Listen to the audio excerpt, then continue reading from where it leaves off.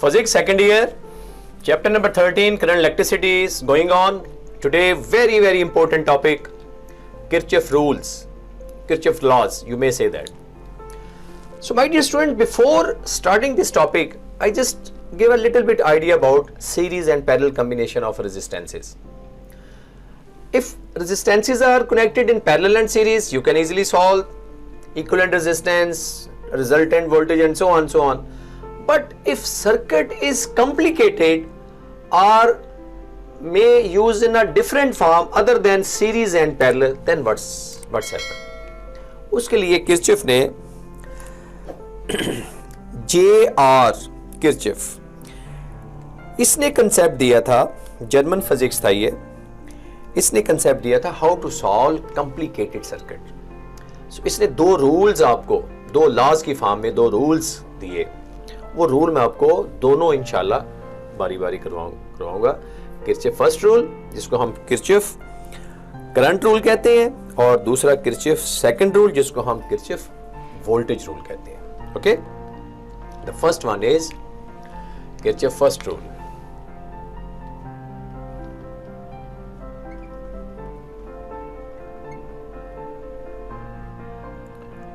और Kirchhoff current rule.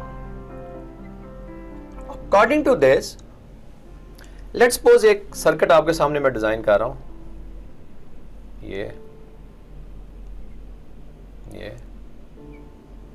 ये कोई ना सीरीज कॉम्बिनेशन है ना पैरेलल कॉम्बिनेशन है। O is a point of meeting, or you can say joining point, R1, R2, R3, R4. This kind of circuit is not a specific shape, not parallel, not series. So this is little bit complicated. How to find the value? According to Kirchhoff first rule, sum of all current flowing through a point, passing through a point, always be zero. इसको हम कहते हैं sigma I is equal to zero. क्या कहते हैं जी? Sigma I is equal to zero. Let's suppose कि R1 के क्रॉस करंट I1 फ्लो हो रहा है टुवर्ड्स पॉइंट O, R2 के क्रॉस करंट I2 फ्लो हो रहा है टुवर्ड्स O, R3 के क्रॉस करंट I3 फ्लो हो रहा है away from O, and R4 के against current is flowing I4 away from the। My dear students, एक चीज याद रखनी है, the sum of current which is flowing towards the point of contact, which is always equal to sum of current flowing away from the joining point। या कह सकते हो sum दो current which is flowing towards the point of meeting, always positive, towards positive, और अगर वो current is moving away from the point of junction which is always negative। इसको आप यूं स्टेट करेंगे, sum of all currents meeting at a point in a circuit is zero। sum of all point, all currents, current कितने यहां पे? I1, I2, I3 and I4। there are 4 currents। जब हम बात करते हैं तमाम करंट्स की तो कंसिडर करते हैं मीटिंग पॉइंट O है, ठीक है।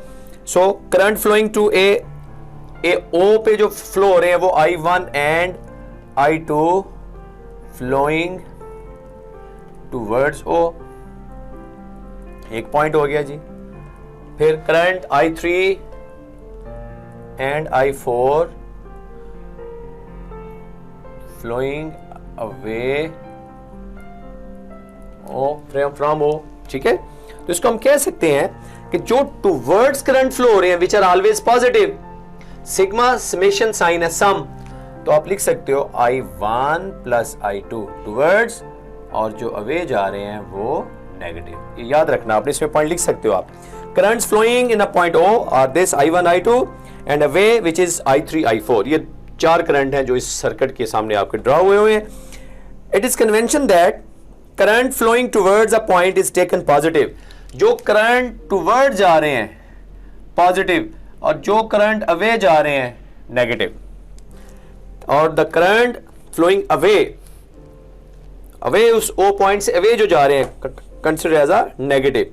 सो by the summation of all आप इसको ऐसे भी लिख सकते हैं I1 plus I2 is equal to I3 plus I4. तो वही बात होगी ना, sum of current flowing towards a point is always equal to current flowing away from the point. So which is, इसको उसने फर्स्ट रूल से explain किया, सम of all current. इसको आप डिफाइन, एक तो है ना algebraic sum of all current flowing और you can say meeting at a point which is called Kirchhoff first rule. एक दूसरी उसकी डेफिनेशन ये लिखोगे क्या, sum of all current flowing towards a point is always equal to sum of all the currents flowing away from the point. यहां से एक definition होगी, sum of all current meeting at a point is zero, sum आ गया zero, लेकिन the current which is flowing towards a point positive, current flowing away from the negative. तो ये my dear student first rule था. अभी Kirchhoff, ये जरा ध्यान से आपने समझना, ठीक है ना. किरचॉफ डबल एफ से लिखते हैं, नेम है कुछ भी लिख सकते हो, double F. Kirchhoff second rule और इसको किरचॉफ वोल्टेज रूल भी कहते हैं, वोल्टेज रूल.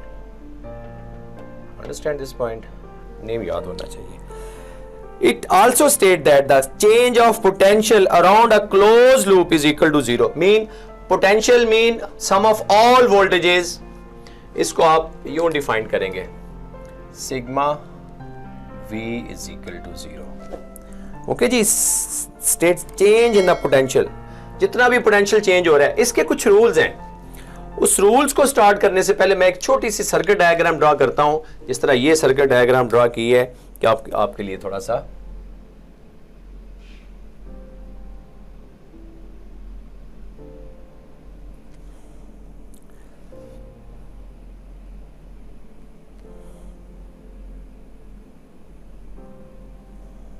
ठीक है जी.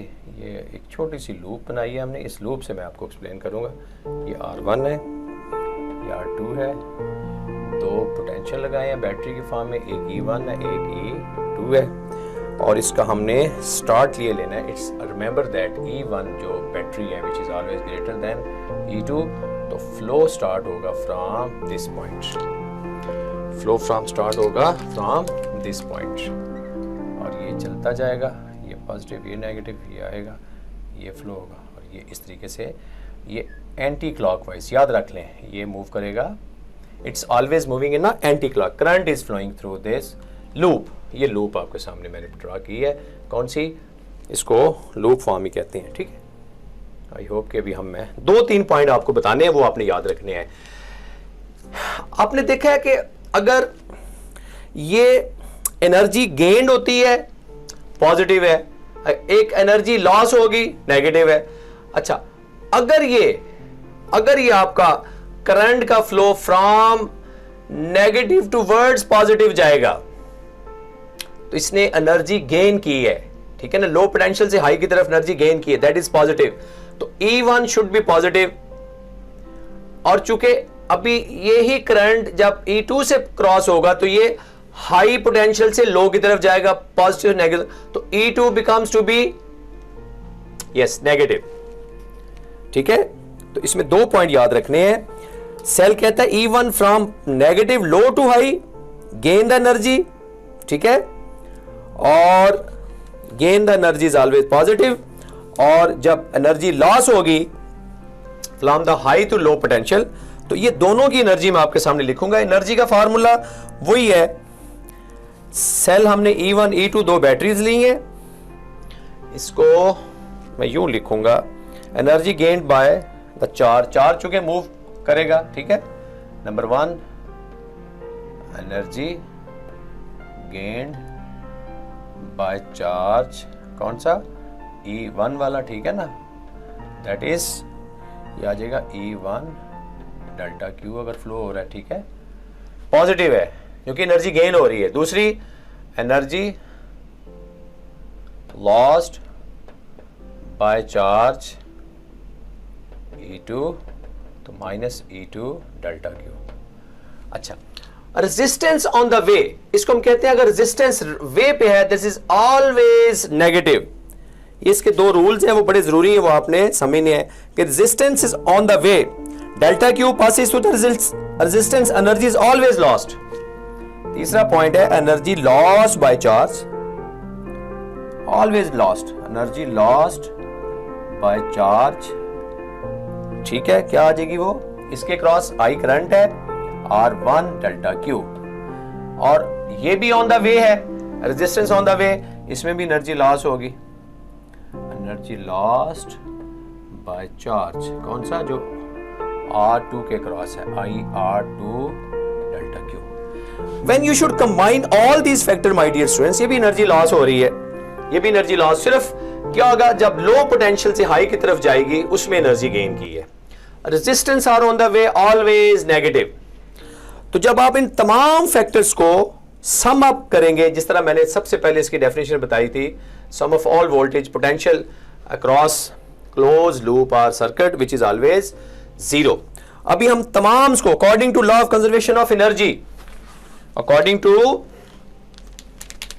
Law of conservation of energy, इसके बराबर आगे जी तमाम जितनी भी एनर्जी है, ये पॉजिटिव थी E1 डेल्टा क्यू, ये हाइट से लो की तरफ लॉस हुई है E2 delta Q, resistance R on the way IR1 delta Q minus IR2 delta Q, there sum becomes to be zero. ये हमने इस सर्किट की इक्वेशन बना दी है law of conservation of energy से। Delta Q taken as a common, तो common में बाकी क्या आएगा, अंदर सारी टर्म्स आ जाएगी, E1 minus E2 minus IR1 minus IR2, delta Q becomes to be zero, क्योंकि dividing delta Q both side करेंगे तो delta Q becomes to be cancel हो जाएगा, तो आपके पास रिलेशन आ गया E1 minus E2 minus IR1 minus IR2। My dear students, ये देखिए टोटल पोटेंशियल जो था across a close loop is zero. इस वक्त आपके पास जो एक क्लोज लूप है, इसको हम कहते हैं Kirchhoff second rule states that algebraic sum of potential changes in a close circuit, potential changes change होके in a close circuit, in a close circuit is zero. This is called, क्या होगा, algebraic sum of, ये sum है, algebraic sum of all potential changes in a closed circuit becomes to be zero। अभी ये देखें आपके सामने ये जो रिलेशन आ गया है, ये इस वक्त आपके पास रिलेशन आ गया जी किरचॉफ वोल्टेज रूल का। एक सिंपल सी लूप ली है, इसके रूल्स को दो रूल्स हैं, अगर लो पोटेंशियल से हाई की तरफ चार्ज फ्लो होता है, ठीक है, तो एनर्जी इज ऑलवेज गेन। इसको आप यूं थोड़ा सा मैं आपको अगर डिटेल बताना चाहूं तो जरा प्लीज ये देखें, ये जाना है ऊपर की तरफ जा रहा है, ये लो से हाई की तरफ, तो एनर्जी क्या करेगा, गेन। अगर ऊपर से नीचे की तरफ आना है तो ये एनर्जी लॉस करेगा, लॉस। ठीक है, तो ये बेसिक पॉइंट याद रखिएगा। और ये चूंकि हमने सर्किट स्टार्ट किया E1 ग्रेटर, तो स्टार्ट होगा charge flowing from E1 to E, अगर हमने ग्रेटर E1 लिया तो ये सर्किट बनेगा, ये counter clockwise anti clockwise current is going to flow in a circuit.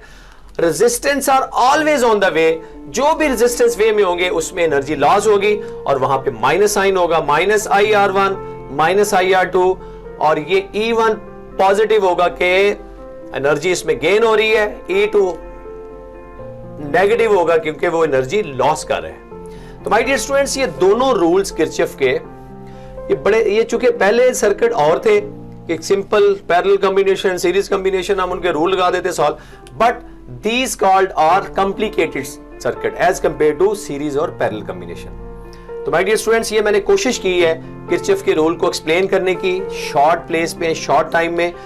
इसके करंट रूल कहते हैं, इसको वोल्टेज रूल कहते हैं, और ये दोनों रूल आपके सामने मैंने, ये इक्वेशन इसकी, ये इक्वेशन इसकी। तो आई होप कि आप इसका स्क्रीनशॉट ले लें, do it practice. If you feel any difficulty comments में मुझे बताइएगा।